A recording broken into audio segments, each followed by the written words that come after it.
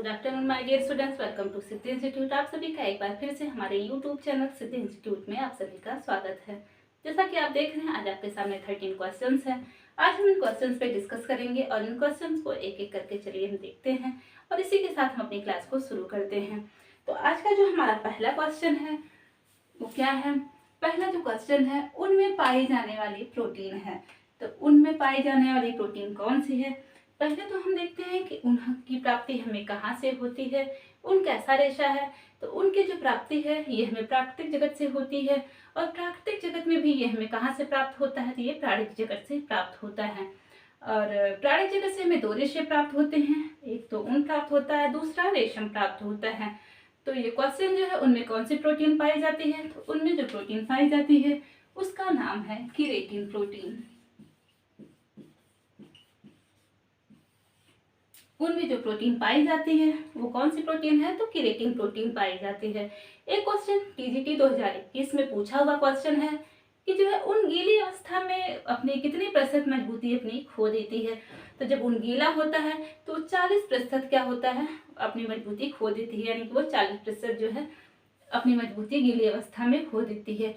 जबकि अगर आप कहीं बुक में पढ़ेंगे तो उसमें क्या मिलेगा आपको? 25 से 30%। लेकिन आप आयोग जो है वो 40% माना है। तो इसी प्रकार हम भी जो है आयोग के साथ ही चलेंगे। आंसर क्या हमारा आएगा? उन गीली अवस्था में कितने प्रतिशत मजबूती खोता है? तो 40%।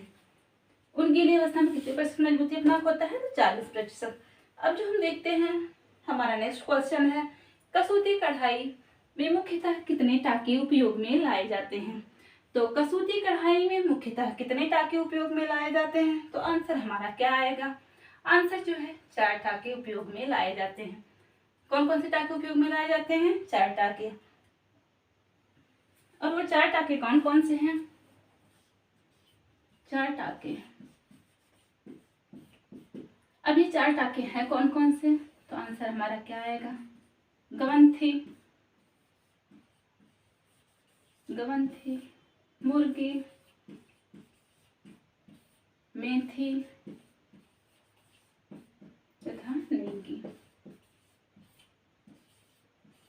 कौन कौन से हैं? गवंथी, मुर्गी, मेगी तथा नेगी तथा मेथी। गवंती, मुर्गी, नेगी तथा मेथी, ये 4 टाँके किसमें पाए जाते हैं? तो कसूती कढ़ाई में ये 4 टाँकों का प्रयोग किया जाता है। अब थोड़ा सा हम कसूती के बारे में देखते हैं कि कसूती किस भाषा का शब्द है। तो कसूती किस भाषा का शब्द है? कसूती कन्नड़ भाषा का शब्द है। और इसका अर्थ क्या होता है? कर है सूती कर, मतलब हाथ सूती, मतलब सूती धागे से की जाने वाली कढ़ाई को हम क्या कहते हैं? कसूती। उसका अर्थ क्या है? हाथ से की जाने, सूती धागे से हाथ से की जाने वाली कढ़ाई। कसूती कहाँ का प्रसिद्ध है? कसूती कढ़ाई कहाँ की प्रसिद्ध है? तो ये जो है कर्नाटक की प्रसिद्ध है। कसूती कहाँ की प्रसिद्ध है? तो कसूती जो है कर्नाटक की प्रसिद्ध है। कसूती कढ़ाई में जो है, अगर कसूती कढ़ाई के बारे में थोड़ा सा देखें तो कसूती कढ़ाई में जो कढ़ाई की जाती है किस पे की जाती है? तो कसूती में जो है नमूने वस्त्र पर नहीं छापे जाते, बल्कि हम किस में करते हैं? ताने और बाने को क्या करते हैं? मिलकर बनाते हैं।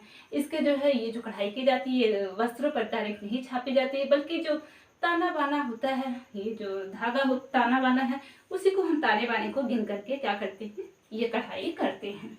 अब थोड़ा सा हम चिकनकारी के बारे में भी देख लेते हैं। चिकनकारी कहाँ का प्रसिद्ध है? तो चिकनकारी जो है लखनऊ की प्रसिद्ध है। लखनऊ की चिकनकारी पूरे विश्व भर में प्रसिद्ध है। तो चिकनकारी में हम कौन कौन से टाँके प्रयोग में लाते हैं? तो कमल कढ़ाई है। चिकनकारी में जो है कमल कढ़ाई हुआ, और हमारी बिजली तथा पेचनी, उसमें कौन कौन से टाँके प्रयोग में लाते हैं? कमल कढ़ाई, बिजली तथा पेचनी। अब जो हमारा नेक्स्ट क्वेश्चन है, तीसरा, निर्णयन विभिन्न विकल्पों के मध्य चयन है।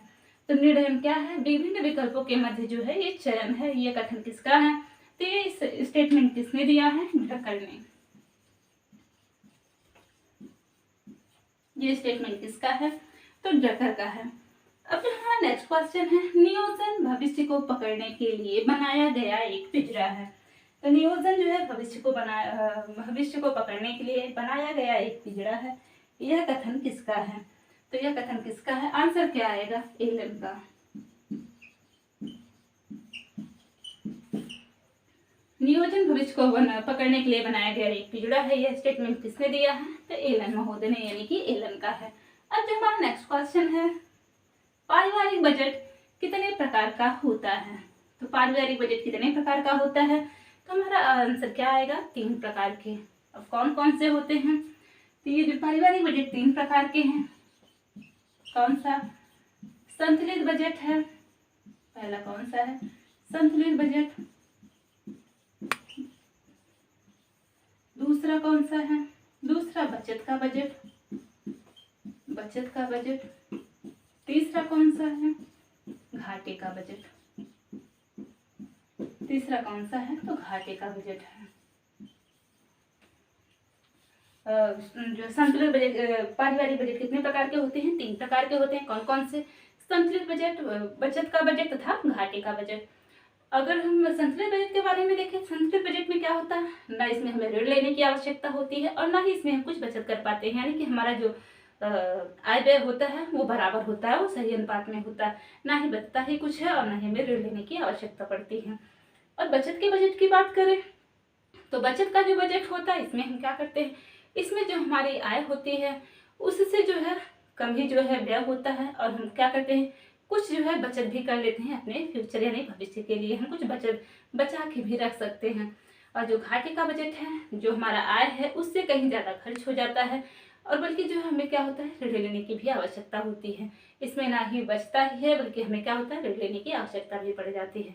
तो सबसे अच्छा बजट किसे माना जाता है, तो सबसे अच्छा बजट जो है बचत का बजट है। सबसे अच्छा कौन सा है, तो सबसे अच्छा बजट जो है वो बचत का बजट है। और सबसे जो ये घाटे का बजट क्या होता है, ये अच्छा बजट नहीं माना जाता। तो घाटे का बजट कैसा है, ये अच्छा बजट, इसको हम नहीं मानते हैं। अब जो हमारा जो है नेक्स्ट क्वेश्चन है, कार्बोनेटेड पेय पदार्थ है। तो कार्बोनेटेड पेय पदार्थ है, थोड़ा सा पहले तो हम पेय पदार्थों के वर्गीकरण को देखते हैं कि पेय पदार्थों का वर्गीकरण हम भिन्न भिन्न प्रकार से करते हैं। तो पेय पदार्थों का वर्गीकरण कैसे करते हैं, भिन्न भिन्न प्रकार से करते हैं। और कौन कौन से हैं वो, तो कार्बोनेटेड है, नॉन कार्बोनेटेड है, फल से बने पेय पदार्थ हैं, फलों से बने पेय पदार्थ, और चौथा कौन सा है, अल्कोहलिक पेय पदार्थ। कार्बोनेटेड, नॉन कार्बोनेटेड, फलों के पेय पदार्थ तथा अल्कोहलिक पेय पदार्थ। अब हम देखते हैं कि इनके अंदर आते कौन कौन से हैं। तो अभी जो हमारा क्वेश्चन है कार्बोनेटेड पेय पदार्थ, तो इस कार्बोनेटेड पेय पदार्थ के अंतर्गत कौन कौन से आते हैं, तो आंसर हमारा क्या आएगा, इसके अंतर्गत सोडा आता है, Coca Cola, Thums Up, Pepsi, Mirinda, Limca, ये सब किसके अंतर्गत आते हैं, ये कार्बोनेटेड पेय पदार्थ के अंतर्गत। Soda, Coca Cola, Thums Up हुआ,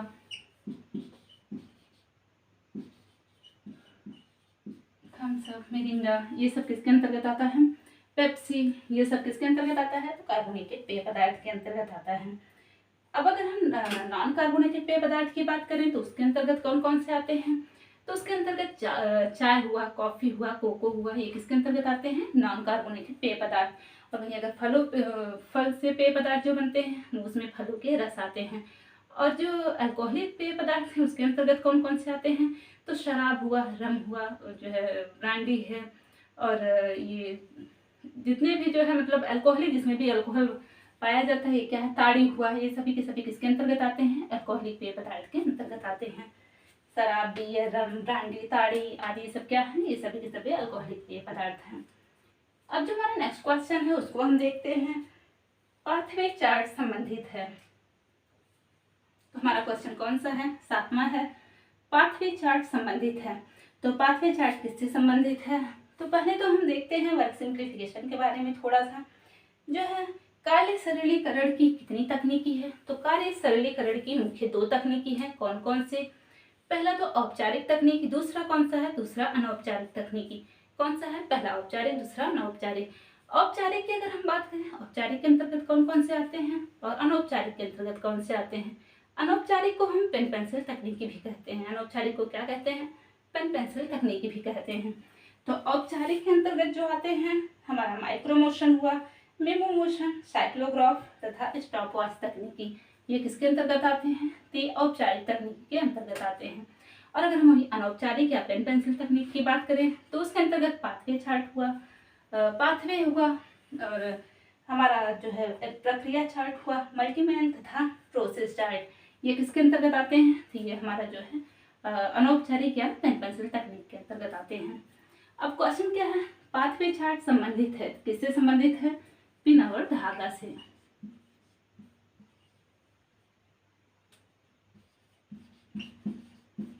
पाथवे चार्ट किससे संबंधित है? तो आंसर क्या आएगा? पिन और धागा से। अब पाथवे चार्ट किसके अंतर्गत, ये भी क्वेश्चन यहाँ से भी बन सकता है कि पाथवे चार्ट किस तकनीकी के अंतर्गत आता है? तो आंसर क्या आएगा? अनौपचारिक तकनीकी या पेन पेंसिल तकनीकी। किसके अंतर्गत आता है? अनौपचारिक तकनीक या पेन पेंसिल तकनीकी के अंतर्गत क्या आता है? पाथवे चार्ट आता है। तो अब हमारा जो नेक्स्ट क्वेश्चन है, पोज का संबंध किससे है? तो क्वेश्चन हमारा क्या है, पोज का संबंध किससे है? तो पोज का संबंध किससे है? आंसर क्या आएगा? मूल्य से। पोज का संबंध किससे है? मूल्य से संबंधित है। अगर हम थोड़ा सा जो है इसके बारे में देखें तो प्रभुत्व मूल्य के बारे में अगर थोड़ा सा इसके बारे में देखते हैं तो प्रभुत्व के आधार पे हम मूल्यों को कितने भागों में बांटते हैं? इनको हम 2 भागों में बांटते हैं। प्रभुत्व के आधार पर देखें तो मूल्यों को हम 2 भागों में बांटते हैं। कौन कौन सा? पहला जो है आंतरिक एवं साधनात्मक मूल्य है। दूसरा कौन सा है? आदर्शात्मक एवं तथ्यात्मक मूल्य। पहला कौन सा है? आंतरिक एवं साधनात्मक मूल्य। दूसरा आदर्शात्मक एवं तथ्यात्मक मूल्य। ये 2 मूल्य किसके अंतर्गत आते हैं? तो प्रभुत्व के आधार पर इनको 2 वर्गों में बांटा जाता है मूल्यों को। अब ये पोज जो है तो ये किसने जो है साधनात्मक मूल्यों को, ये मैकी महोदय का ये है। मैकी महोदय ने जो है साधनात्मक मूल्यों को कितने बारे में बताया है? तो मैकी ने 4 प्रकार के साधनात्मक मूल्यों को बताया है। कितने प्रकार के मूल्यों को बताया है? तो मैकी महोदय ने 4 प्रकार के साधनात्मक मूल्यों को बताया है। उसमें से ये क्या है? यही 4 प्रकार के मूल्य हैं। ये किसने दिया है? तो मैकी महोदय का है। प्लानिंग है, ऑर्डर है, स्किल है, इफिशियंसी है। Planning, order, skill, efficiency. Planning यानी कि योजना बनाना, ऑर्डर क्रमबद्धता, स्किल क्या है? कौशल है, और इफिशियंसी क्षमता। ये जो है किसका है? तो मूल जो मैकी महोदय ने 4 प्रकार के मूल्यों के बारे में बताया है। Planning, order, skill, efficiency. अब एक क्वेश्चन आपका होमवर्क है, यहाँ से हम देते हैं। इसका जो है आंसर आप कमेंट बॉक्स में मेंशन करिएगा कि जो है ये सुंदरता जो है किस प्रकार का मूल्य है। तो ये होमवर्क आपके लिए है। सुंदरता किस प्रकार का मूल्य है, किसके अंतर्गत आता है? इसका आंसर आप कमेंट बॉक्स में मेंशन करिएगा। अब हम देखते हैं अपना नेक्स्ट क्वेश्चन। विल्सन रोग किसकी कमी से होता है? तो विल्सन रोग किसकी कमी से होता है? तो आंसर हमारा क्या आएगा? ये जो है तांबा की कमी से होता है। विल्सन रोग किसकी कमी से होता है? तांबा की कमी से होता है। अगर हम देखें एक स्वस्थ व्यक्ति के शरीर में कितना जो है मिलीग्राम तांबा पाया जाता है, तो एक स्वस्थ व्यक्ति के शरीर में 100 से 150 mg जो है तांबा पाया जाता है। कितना तांबा रहता है एक स्वस्थ व्यक्ति के शरीर में? 100 से 150 mg। और ये जो है विल्सन रोग है, इसके साथ ही साथ एक और रोग है जो तांबा की कमी से होता है। उसे हम क्या कहते हैं? उसे हम मैंकी सिंड्रोम कहते हैं। उसे क्या कहते हैं? मैंकी सिंड्रोम।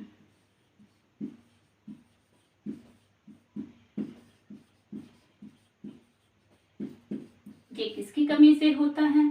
तो ये मैंकी सिंड्रोम भी जो है ये तांबा की कमी से होता है। किसकी कमी से होता है? तांबा की कमी से। और हमारे शरीर में एक स्वस्थ व्यक्ति के शरीर में कितना mg तांबा पाया जाता है? तो 100 से 150 mg यानी कि माइक्रोग्राम। अब जो हमारा नेक्स्ट क्वेश्चन है, हाइपोगेसिया किसकी कमी से होता है? तो हाइपोगेसिया जो है ये किसकी कमी से होता है? तो आंसर हमारा क्या आएगा? जस्ता यानी कि जिंक। अब थोड़ा सा हाइपोगेसिया के बारे में देखते हैं कि ये हाइपोगेसिया है क्या। इस जो है अगर जस्ता की कमी होती है तो ये हाइपोगेसिया मतलब कि हमारे शरीर में क्या होता है? तो जब अगर ये कमी तांबा की कमी हो जाती है, सॉरी जस्ता की कमी होती है जिंक की, तो क्या होता है? हमें जो है टेस्ट का पता नहीं चलता। हम खट्टा मीठा नमकीन कुछ भी खाएं लेकिन हमें क्या होता है? हमें टेस्ट का पता नहीं चलता। अगर हमारे जो है शरीर में जस्ते की कमी होती है तो ये जो हाइपोगेसिया यानी कि स्वाद की अक्षमता, हमें स्वाद के बारे में यानी कि टेस्ट के बारे में कुछ भी पता नहीं चलता। हम क्या कितना भी अच्छा खाना रहे, कुछ भी रहे, उसमें हमें टेस्ट नहीं पता चलता। तो यही हाइपोगेसिया कहलाता है। और किसकी कमी से होता है? जस्ता की कमी से होता है। एक यहाँ और क्वेश्चन बनता है जस्ते की कमी से, हाइपोस्मिया। हाइपोस्मिया क्या है? तो इसमें जो है महक का पता नहीं चलता, स्मेल अच्छी है खराब है कैसी है। अगर इसकी कमी जस्ते की होती है तो हाइपोस्मिया जब होता है तो उसमें क्या होता है, उसमें महक का पता नहीं चलता। तो इसकी कमी से एक रोग कौन सा होता है, हाइपोस्मिया। कौन सा रोग होता है, हाइपोस्मिया। ये किसकी कमी से होता है, जस्ते की कमी से होता है। और इसमें होता क्या है, महक का पता नहीं चलता है, महक का पता नहीं चलना।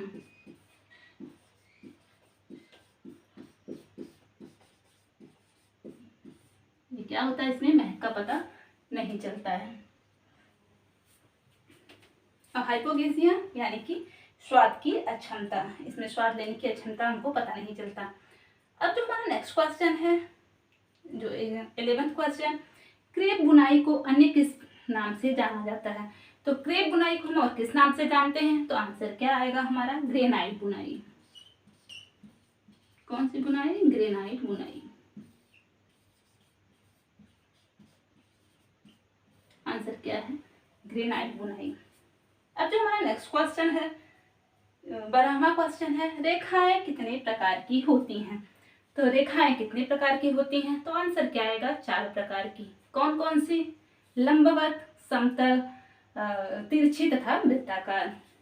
रेखाएं कितने प्रकार की होती हैं, तो 4 प्रकार की होती हैं। कौन कौन सी होती हैं, लंबवत है,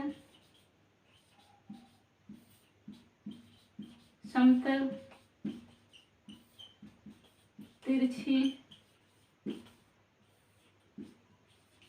वृत्ताकार।